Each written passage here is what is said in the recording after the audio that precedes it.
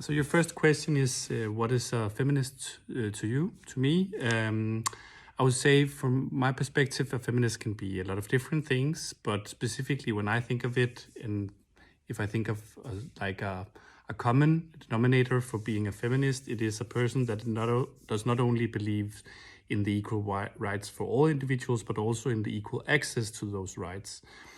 And to narrow that down, it is that it's not enough just to have written down laws about what rights you have as individuals, but that you also have to think of the different positions and access that individuals have to in order to use those rights or establish those rights. So yeah, that's the question. That's my answer for the first question. For the second question, you asked me, what does it mean to be a feminist in today's society? And to me, that means that you're aware of the different inequalities around you. That means both the inequalities that you see locally and nationally in the news that you usually read or the reality that you live in, but that you're also globally focused so that you actually orient yourselves towards the rest of the world and look at the inequalities around the world. And also in that perspective, you need an intersectional analysis to understand the complexity of those inequalities. But in the same way, I would say that it's not that you can't be a real feminist if you don't know everything. It's not that you need that as feminists that you can demand a certain level of theoretical understanding of the different perspectives of equality, but it's more like an obligation to include each other and educate each other and be aware of that you need both this local and global focus, and you also need an intersectional analysis to look at the different categories that affect us as individuals. Yeah, so hopefully that's an answer to your question. Your third question is, what are some of the biggest things, achievements or moments that you've experienced within feminism and why? And I think thinking about it, of course, if it's some of the biggest moments or achievements that's been done within the recent years, I would focus on Me Too, because it has had such a big impact.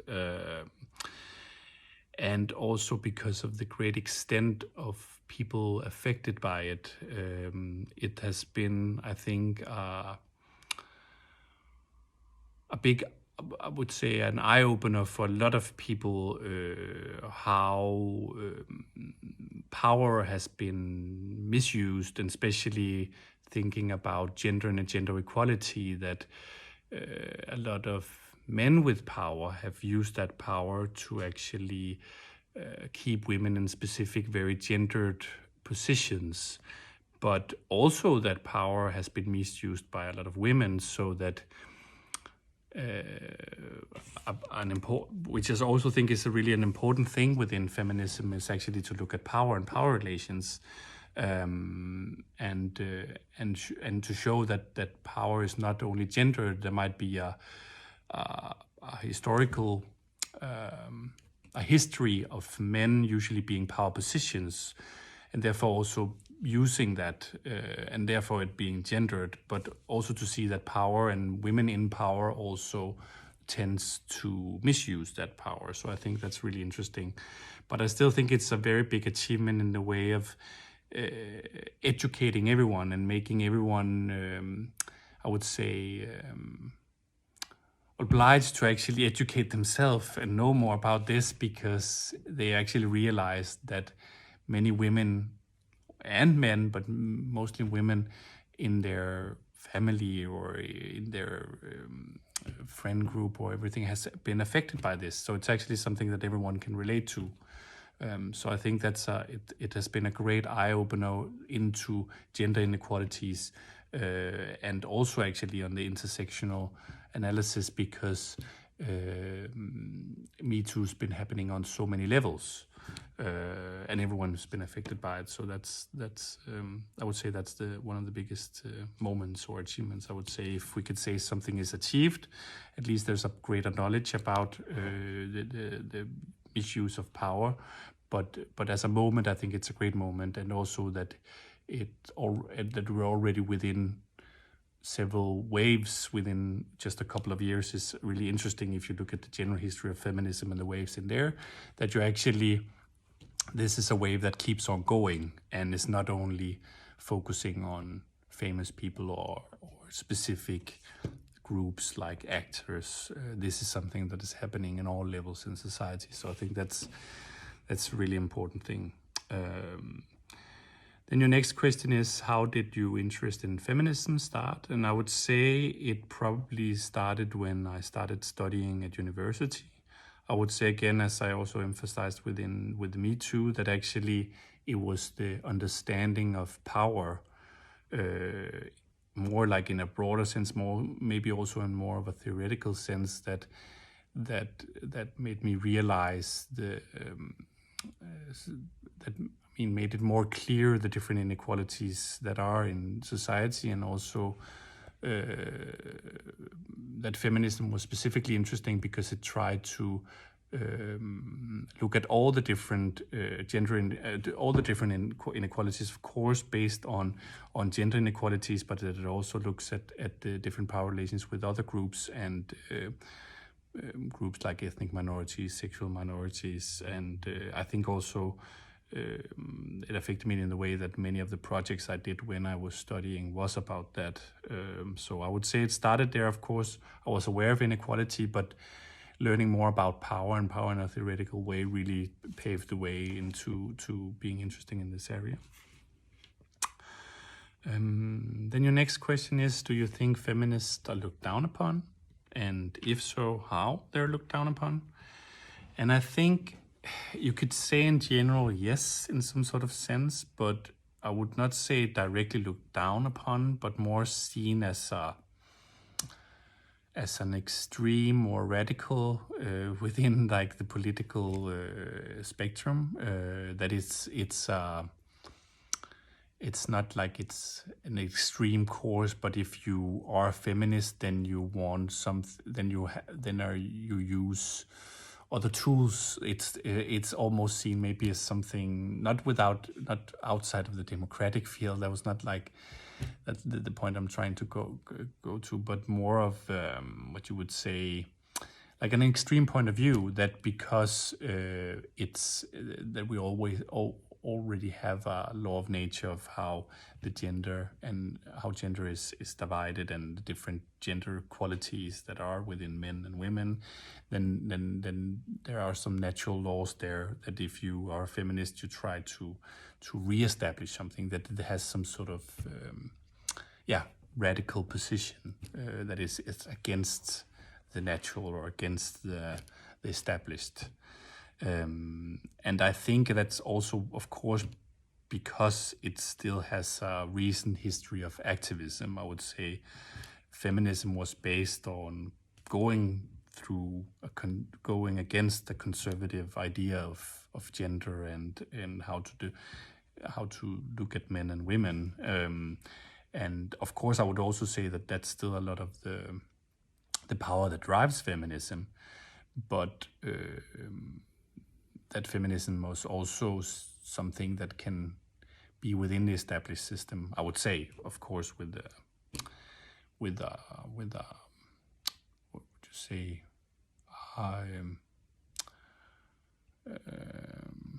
No, I can't come up with the words. I'll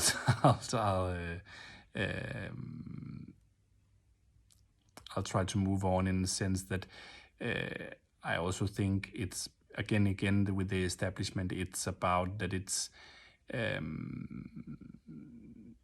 that there are established system with an order that might not be written in stone or written in text, but historically is written in a way that it's men and men in power who sets the agenda, and feminism is about changing that system in order to make women, people of color, sexual minorities allowed to set the agenda as much as the establishment, and therefore, of course, is seen as a radical thing. But at its core, it's not actually that. But of course, what you're asking about, if it's looked down upon, and it's more if it is seen as something that is still seen as something that is not natural. I think that's more of how I would see it. Yeah. Then your next question is why it is essential that feminist is intersectional or is intersectional. Yeah. And I think if feminism is not intersectional, it actually ends up reproducing the same power hierarchy as the system is actually criticizing. So as I said before, feminism is seen or is a driving force that is criticizing the established. But if you then are aiming towards a new position where, let's say, it's well-educated white women that get as much power as well-educated white men, then you're just building a new power hierarchy where, let's say, women of color are not in the same position. So if you don't have that analysis of seeing that fighting for gender equality means looking into all the different groups in society, seeing all of their positions, you lose sight of it. And then when you are in the hierarchy, when you are establishing more power, you are reproducing some of the same inequalities that you are fighting.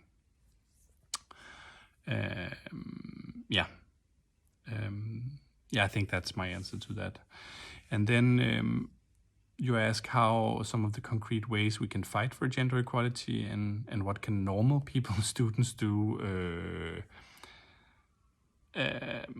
I think it's a very big question, but I would say if I had to like boil it down to something that is directly or more concrete, it would be that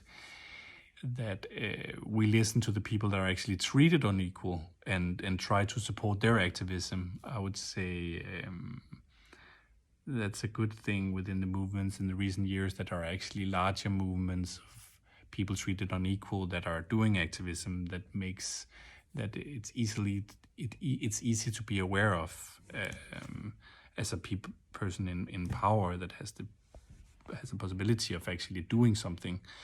Not seeing it as like that the people treated unequal has an obligation to explain exactly what they are subject to, I would say, in inequality or how, and expecting that they have the plan to solve it. But going into those things with curiosity and trying to educate yourself into understanding what is it that puts these groups, or why are these groups in an unequal position compared to me, compared to the majority, and what kind of things in society actually set them in an unequal setting. Is it social parameters? Is it economy? Is it law? Of course, in Denmark, it's not so much law because, or at least as a Danish citizen, we're treated equal through law. But are we in a position to look for the same job or being hired into the same jobs? We have the same position to take a bank loan, or are we allowed into the same social networks, social areas? So I think that's a good starting point. Something concrete is to actually look at unequal positions, and there are so much activism today, so much easy access into actually understanding those inequalities through those groups, because they are so much more outspoken than, let's say, 30, 40 years ago, that you can directly go in there and get the core of these inequalities. I would say that's a concrete way of doing something.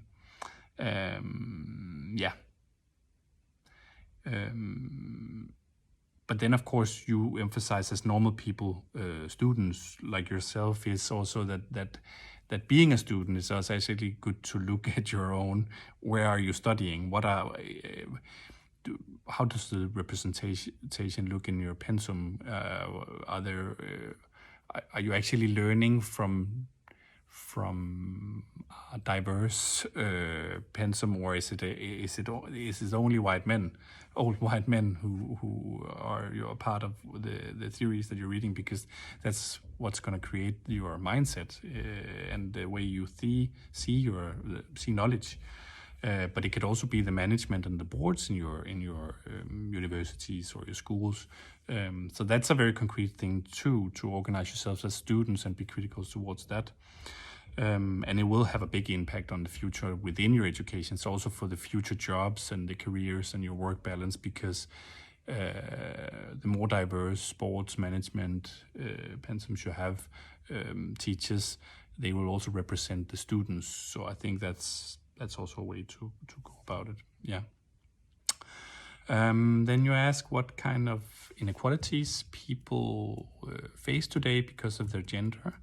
I would say that many stereotypes still exist. I would say specifically still transgender people are very highly overrepresented in psychiatry and within, like, if you suicide statistics. So that's groups that are still very much treated unequal, and that's both in the what you say in the juridical system, but also in the labor market. That's some of the inequality. But I would say there's, again, having that intersectional perspective, I would say that race and ethnicity and religion is still really a big subject in order, if you look at inequality today, and how people treat unequal.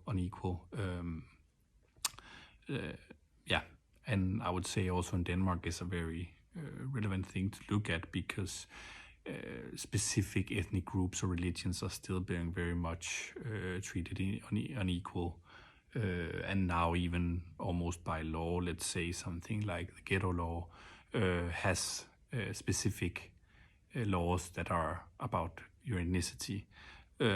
So there, even in Denmark, we are beyond equal laws. So it's not only about the access. This is actually laws that treat us unequal.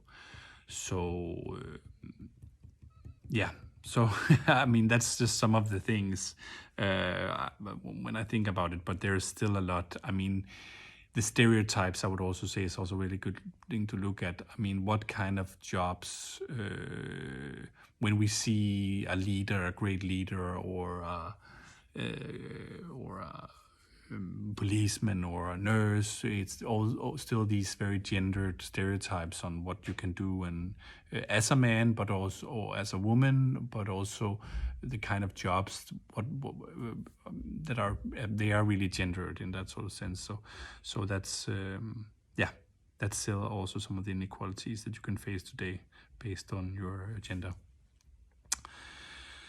Yes, and then your last question is that many is that in next 10 years, what do you hope to see change within gender equality? And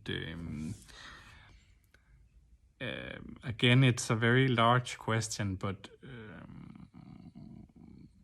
I think it's very much about the things that I've said, is that it's that we're more generally in society are aware of all the different groups that are treated unequal, and have that intersectional perspective in the sense that all of these things are affected by ethnicity, sexuality, socioeconomic positions, and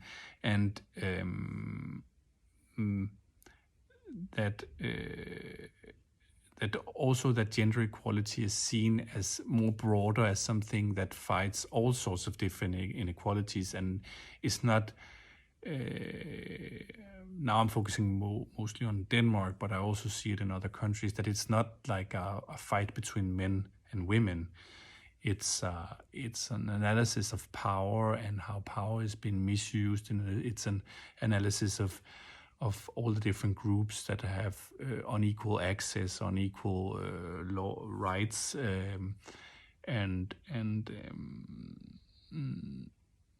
so you see what you're asking for, the change in within gender equality, and I think it's that broader perspective, and also that more. I think it's double. It's that more people are aware about inequalities, and that the understanding of inequalities is also in a broader perspective, so that we understand the inequalities in all different categories, not only men and women or heterosexual, homosexual, but in a much broader perspective, and understand how these inequalities intertwine and why, and understand the complexity of it. So we also take this subject more serious as a society.